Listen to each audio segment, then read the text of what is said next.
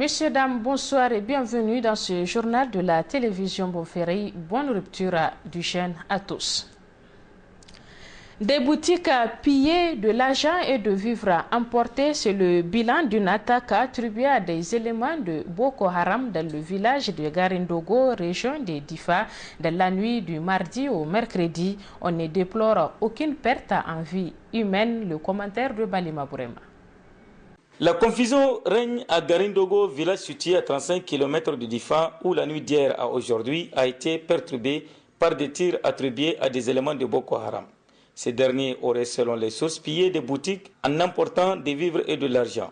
Selon toujours les mêmes sources, ces éléments mal intentionnés ne seraient pas à leur premier coup d'essai. Ils seraient régulièrement venus dans les villages pour rançonner la population. Le groupe armé nigérien, qui a semé la terreur au Niger depuis février 2015, est en perte de repère avec les victoires de l'armée régulière du Niger et de la force multinationale mixte FMM sur leur base arrière. Les attaques attribuées à Boko Haram sont devenues rares et une certaine quiétude semble gagner les populations vivant aux alentours du bassin du lac Tchad, théâtre des opérations du groupe terroriste du Nigeria. Le gouvernement du Niger et ses partenaires ont initié plusieurs actions pour dissuader les jeunes Nigériens à rejoindre Boko Haram à travers l'accueil des repentis et l'organisation par l'université de Difa d'un symposium sur la déradicalisation des jeunes de la région de Difa.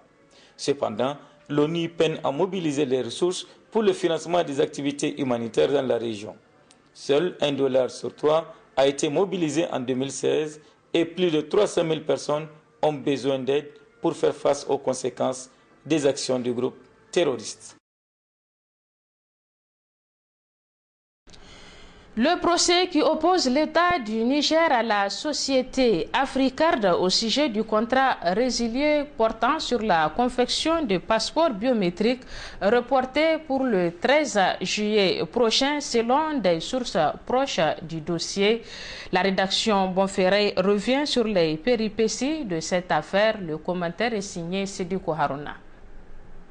C'est une affaire sur laquelle les yeux des Nigériens sont plus que jamais braqués. Et pour cause, le Niger risque gros dans la dite affaire qui en réalité est devenue depuis un bras de fer judiciaire. Pour la bonne cause, retenez seulement que ce litige est né de la résiliation du contrat ficelé entre le Niger et la société dénommée Africard portant sur la confection de passeports biométriques. Mécontente, se sentant à juste titre doublé, la société en question saisit la justice aux fins de réparation par le Niger des préjudices subis. Une décision de la Cour commune de justice et d'arbitrage de l'OHADA intervient entre-temps et condamne l'État du Niger à verser à Africard plus de 16 milliards de nos francs assortis d'intérêts qui courent depuis 2013 et qui se plafonnent aujourd'hui, selon l'enquêteur, à une quarantaine de millions d'euros, environ 25 milliards de francs CFA. Dans la foulée, des biens immobiliers du Niger, notamment des appartements à Paris, en France et aux États-Unis, sont provisoirement saisis, ainsi que des fonds du Niger logés dans les comptes d'Areva.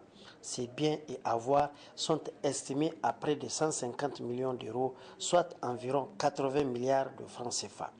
Une somme, vous en conviendrez, que notre pays ne peut se permettre de perdre, surtout dans ce contexte de morosité économique. Même s'il faut s'attendre à perdre malheureusement, car jusqu'ici, la justice a régulièrement lorgné du côté de Africard. D'ailleurs, le Niger n'a-t-il pas déjà perdu en prestige? Sinon, comment comprendre qu'un pouvoir digne du nom puisse manquer d'arguments juridiques pour se défendre et éviter de se faire accuser d'avoir agi de façon abusive? Si ce n'est pas de l'incompétence, cela s'appelle tout simplement avoir fait preuve de nonchalance ou de légèreté coupable dans la gestion de ce dossier. Qui qu'il soit et quelle que soit leur notoriété, ceux qui ont en charge ces dossiers doivent rendre gorge. Il y va de la crédibilité de notre pays en tant qu'État, mais aussi et surtout de la crédibilité du régime de la Renaissance qui ces derniers temps est en panne d'action d'éclat pour redorer le blason de l'opération Maïboulala, une opération ternie par son incapacité à faire la lumière sur nombre de dossiers scabreux de la République. Au terme de plusieurs semaines de négociations entre gouvernements, syndicats, membres de l'ITN et une partie de la FUSEN, un accord a été trouvé ce matin. En effet, une convention de mise en œuvre du communiqué conjoint du 13 décembre dernier a été signée. Le contenu de ce communiqué avec Suleiman Ousmane et Rabi Abdoulaye.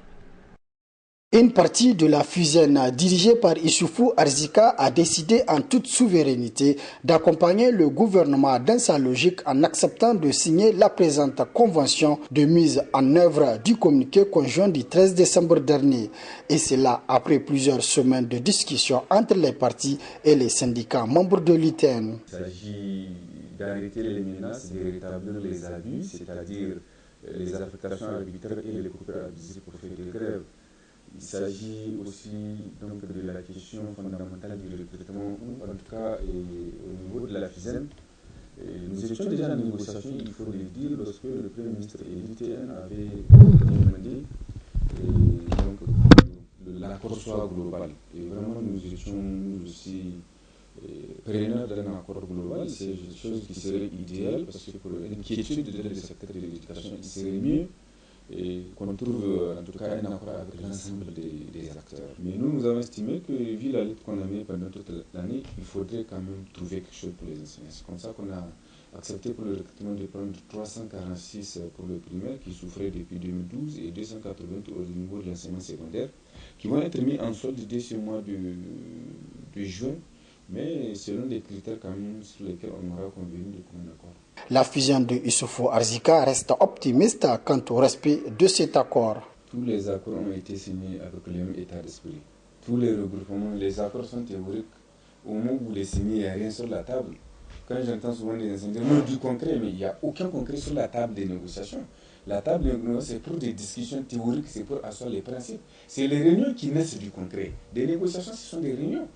Donc si on n'a pas confiance, ça veut dire qu'on ne va pas négocier. L'intérêt des négociations et de la signature de l'accord, c'est qu'au moins tu as le droit de revendiquer du gouvernement le respect de cet accord-là. Lorsque tu ne le signes pas avec lui, à ce moment tu reviens à une phase préliminaire de lui exiger de revenir négocier avec toi autour de tes revendications. Mais une fois que tu signes un accord, ça veut dire que les négociations ont évolué, tu vas lui exiger le respect de ces accords-là. Donc c'est que nous venons de qu'on appelle ça accord. Bref, mais écoutez, lorsque même en disant non telle date, moi je ne suis pas d'accord avec telle date, je suis d'accord, c'est déjà un accord. Entre guillemets, littéralement c'est un accord. Question me dise que non, ce n'est pas des nouvelles négociations. Si c'est des négociations.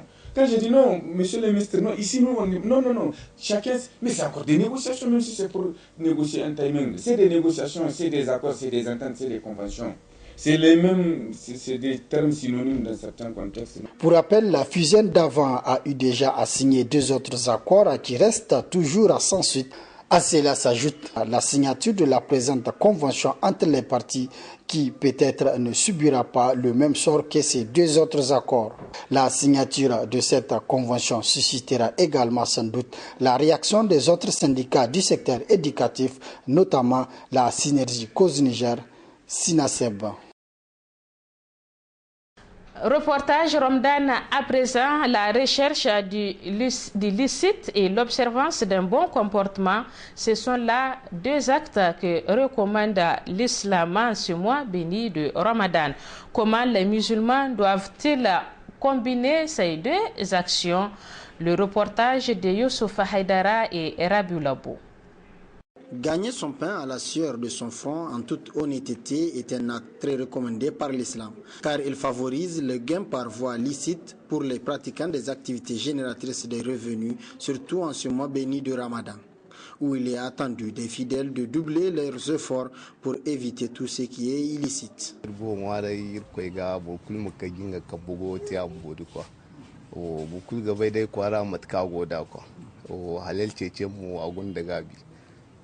Irgo goyi me dai isine foren de vuo agona deno isine asino me lokacin ra borai godi matkan ku piro go borai zakai eke manti hal bantu bolkun mono gonda group kanga goyo te ko o me irhina wana o kai irgate to gaskiya shi neman halan ako ya gare shi kuma ako dadi saboda kaga halan kowa ya san ya gare shi amma insha Allah in kai hakuri zaka ji dadin shi gobe kiyoma kuma gashi Ramadan Karim ya kamata yan uwanmu yan kasuwa ya kamata kowa ya yi tsoron Allah.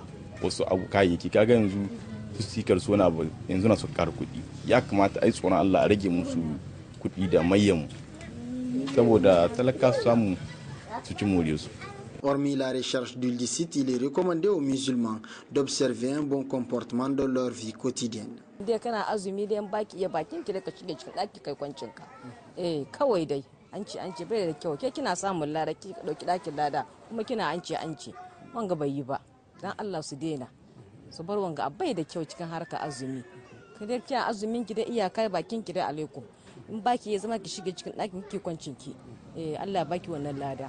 Cikin mutumin da yawa ka samu kowanne ne yanzu wani tun da azumin ga ya zo shi baya da wani aiki in ya tashi da sahe in yana zuwa aiki to in bai zuwa aiki sai ya koma masallaci yana karatun Qur'ani yana ibada wanda bai iya karatun Qur'ani ba yana ja tamzihin shi wani haka Allah ya wuce kuma wani shi yanzu gane ma ya ga jin daɗin duniya ya tashi da sahe ya fada nan ya shiga nan ya ɓaci wanga ya ɓaci wanga ya yi magana wanga ya yi magana abin da bai kamata ba wani yanzu ne ya yi bilishi ya ta tura shi wale da ya yi fata Allah ya sami abin kwarai cikin zuciya shi yanzu ne shi lokacin cin duniya shi wani.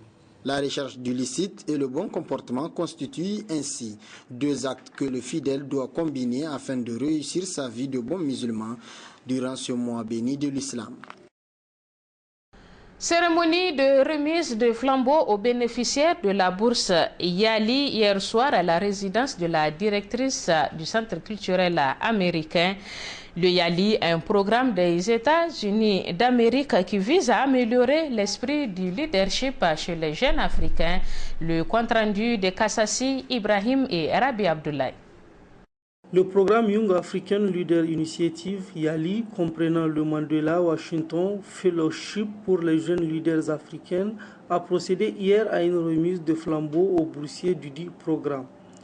L'ambassadrice des États-Unis, dans son allocution, a tenu à encourager et féliciter les boursiers du programme Mandela Washington 2017.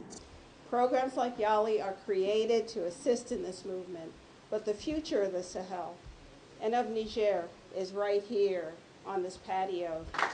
That's why it's so important that when you return, you continue to make contributions that are impactful and sustainable. Let me give you a powerful suggestion. Use your YALI network.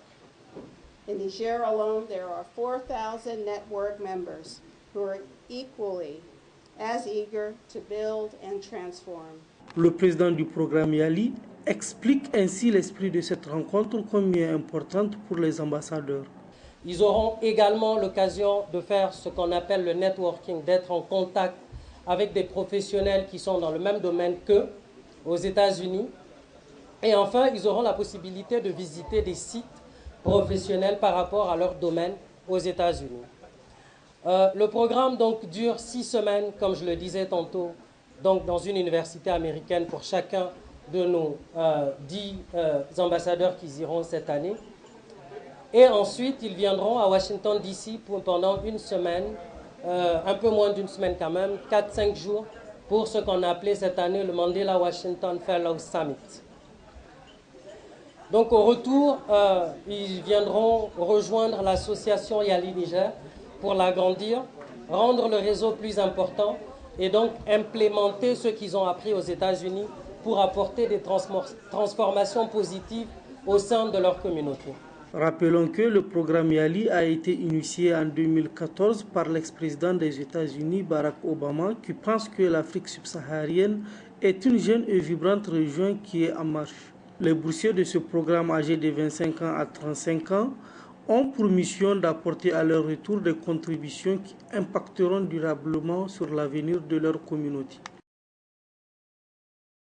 64 jours de détention à la prison civile de Niamey, dont 12 jours de jeûne du Ramadan. C'est le temps que notre confrère et ami Baba Alpha a passé donc à la prison civile de Niamey. Baba Alpha, jamais à la télévision Bonferré, nous n'allons t'oublier. Et messieurs, dames, c'est la fin de ce journal. Merci à vous de l'avoir suivi. Excellente prière de Traoui à toutes et à tous. Au revoir.